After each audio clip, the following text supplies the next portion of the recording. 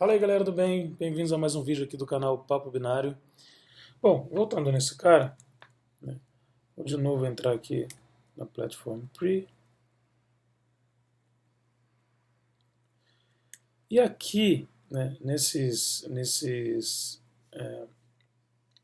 em todos essas funções, essas plataformas aqui são justamente as que detectam a plataforma, né, e instalam, né, o ransomware, né, e deixam e ele funciona, né. Então ele basicamente vai buscar a lista de arquivos. E isso, se a gente olhar aqui ó, de novo no F7, por exemplo, se eu buscar aqui, sei lá, opa, mudar aqui para ASCII, ele encripta arquivos, por exemplo, docx. Tá vendo aqui essa lista? Dá o F9 aqui para visualizar isso como se fosse X. Tá aqui a listinha de arquivos que ele busca. Isso, na verdade, faz parte de um JSON. Você vai ver, a gente vai ver. Como é que você sabe disso? Na verdade, eu olhei um pouquinho antes de fazer o vídeo, mas se você olhar essa estrutura aqui, ó, é uma estrutura de JSON. Tá vendo? O colchetes aqui, a vírgula, os valores separados por vírgula. E se a gente buscar por que isso é uma estrutura de JSON, bem no início de toda essa string, isso aqui é uma grande string, né, tá vendo? Tem o que vai ser escrito, né, o HTML lá que é substituído. O ransomware, esse cara invadiu quem usou, né, quem fez aí, usou para atacar um provedor e tal, um servidor de hospedagem. Então tem os lances de HTML que ele substitui e tudo. Mas de qualquer forma ele encripta outros arquivos também, não é só para HTML não. É que ele vai explicitamente, né, encriptar tudo que está no servidor e também a parte web, claro, mas ele encripta outros arquivos. Se tiver arquivo no home, coisa do tipo, ele encripta também. E aí, buscando o que eu falei do lance de ser JSON, né? Quando a gente chega, né, se a gente olhar aqui no F6, voltar aqui para image,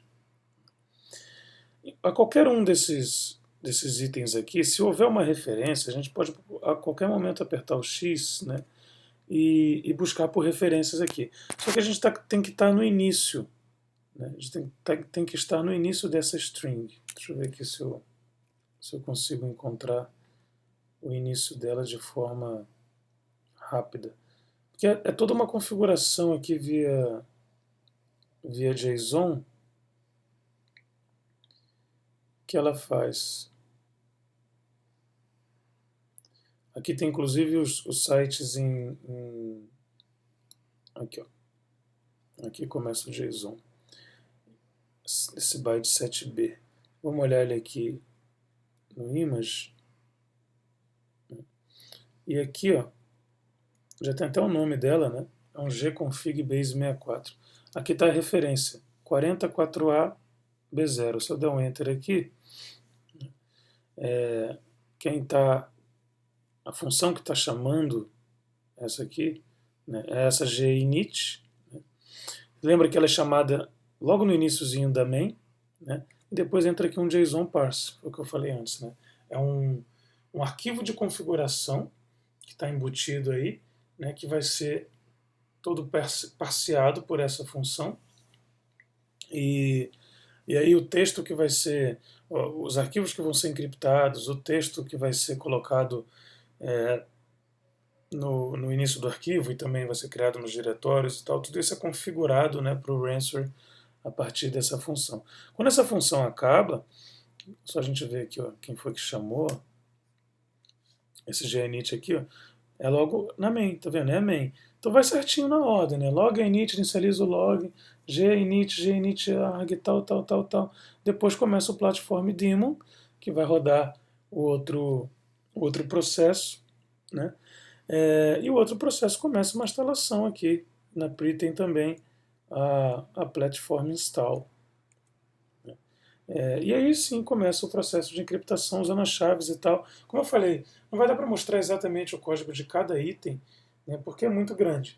Mas eu acho que já deu para ter uma ideia, né, de uma análise. Se você quiser, né, olhando o. Aqui, como eu falei, né, o HT não resolveu esses símbolos aqui. Mas no GDB e no até com NM aqui,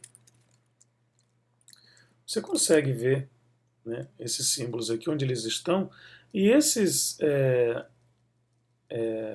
endereços, né, vão bater lá, né, vão bater, botei aqui fwrite, eu estou buscando aqui funções aleatórias, né, no caso fwrite e tal, que vai escrever em arquivo, é uma função interessante de olhar lá no HT depois, né, mas essas funçõezinhas aqui, né, onde ele chama cada uma dessas funções, isso vai bater nesses númerozinhos aqui, né? Então é possível olhar a função aqui que você quer analisar e buscar lá. Claro que, como eu falei, né, a engenharia reversa não é um assunto puro, sozinho. Então o que acontece? O que a gente precisa, né, é conhecer um pouquinho de C, conhecer um pouquinho de Linux, conhecer para entender que, por exemplo, quando ele chama um segamod, ele está alterando permissão. Porque senão a gente não vai saber, mesmo que depois você tenha essa. A gente peguei aqui o número de função, né? Aí, sei lá, quero ver lá no GDB.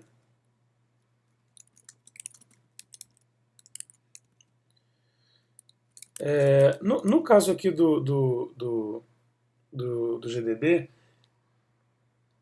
eu busquei segamod porque eu sei, né? Eu sei que o segamod é uma função.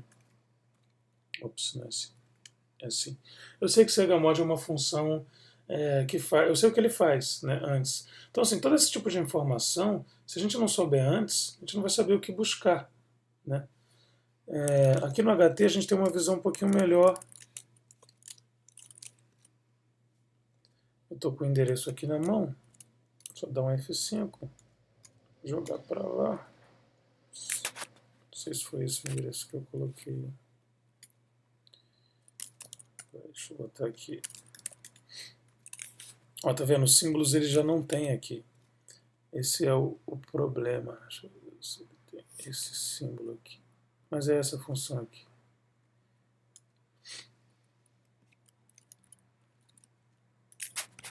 Ah, eu estou na visualização errada. Estou em hexa tentando ir para um endereço de função que já é calculado depois do ImageBase e tal, então isso não funciona. Ops. Pronto. Aqui eu estou com a função check HTTP prefix, que é chamada, tá vendo, a partir desses dois endereços aqui. Uma do call. Eu não lembro por que eu caí aqui, né? Mas de qualquer forma é a parte que faz uma requisição HTTP aqui para ele. Então, assim, a ideia é conhecer um pouco das funções do sistema que você está analisando e também da linguagem de programação que ele está usando. Nesse caso aqui é C, né? Então, a gente conseguiria ter uma certa fluência aqui, conhecendo, como eu falei, um pouquinho da CURL, né? Um pouquinho das funções ali de criptografia, pelo menos os nomes dela, né? Esse tipo de coisa, para ajudar na nossa análise. Beleza? Bom, essa ideia foi uma coisa básica, mas tem muita coisa para olhar aí se você baixar o HT, né, e pegar um programa compilado em C, né, ou conseguir mesmo esse sample aí do Erebus ou de qualquer outro software compilado em C. Uma coisa legal para estudar é você criar um programa em C e depois fazer a análise, sabe? Porque, tipo assim, se você cria aqui um Hello World, né, tá rapidão aqui.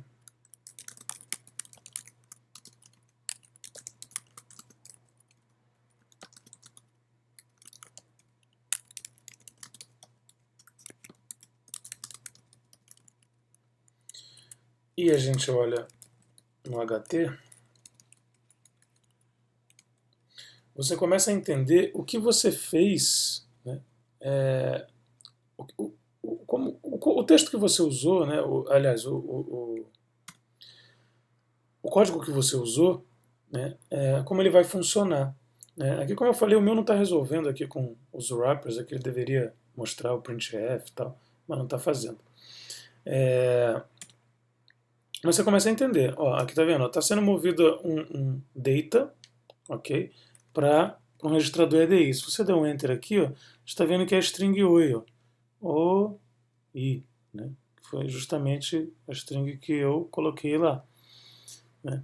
É tão pequenininho que ele nem reconheceu como string, colocou dados aqui. Né? E aqui tem uma wrapper, que se eu der um enter aqui, ele vai cair para uma jump table, né? que no final das contas vai me chamar printf. Né? Se eu olhar aqui com os símbolos aqui, né, eu já vou ter esse compilador traduziu para PutS, né, porque eu não usei nenhum formato. Eu dei o printf numa versão muito simples. E se eu usar o GDB,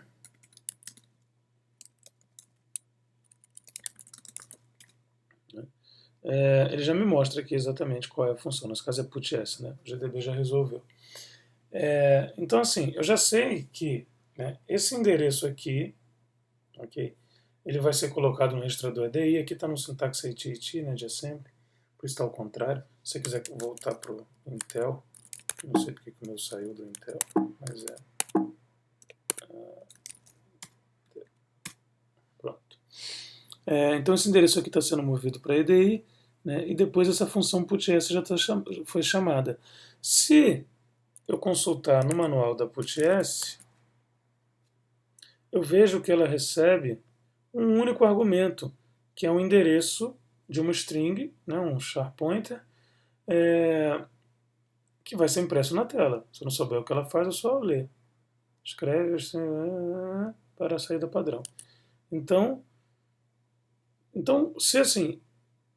se tem um endereço sendo colocado no registrador e depois é chamada a ela, é justamente esse primeiro argumento, e primeiro e único argumento que ela recebe. Então já sei que esse programa vai exibir, vamos supor que eu não soubesse, né? Claro que eu sei porque foi eu que criei, mas eu sei que esse programa vai exibir o texto que está em 4005A4, nesse endereço, na tela. E se a gente olhar, né, o que está em 4005A4 com o GDB, acho que é P de X, não lembro aqui agora, mas vamos lá. 4005A4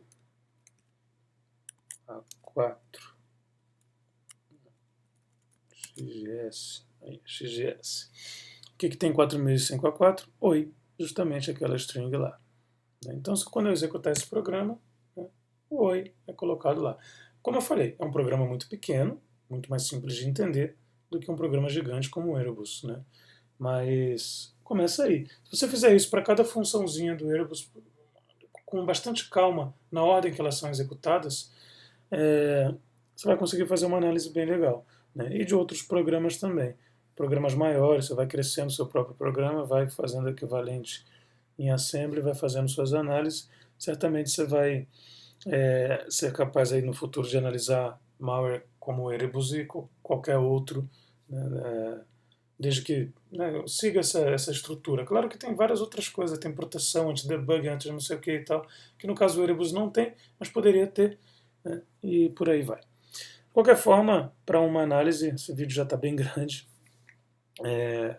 e ficaria muito maior se fosse para cada ponto dele. Mas espero que vocês tenham curtido.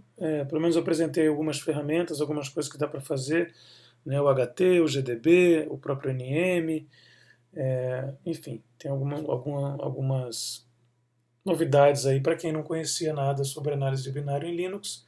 Agora já pelo menos tem um ponto de partida. Beleza? Se curtiu, dá um like então, compartilha. Claro, se inscreve no canal e ativa as notificações, senão não adianta, você não vai receber os novos vídeos e tudo.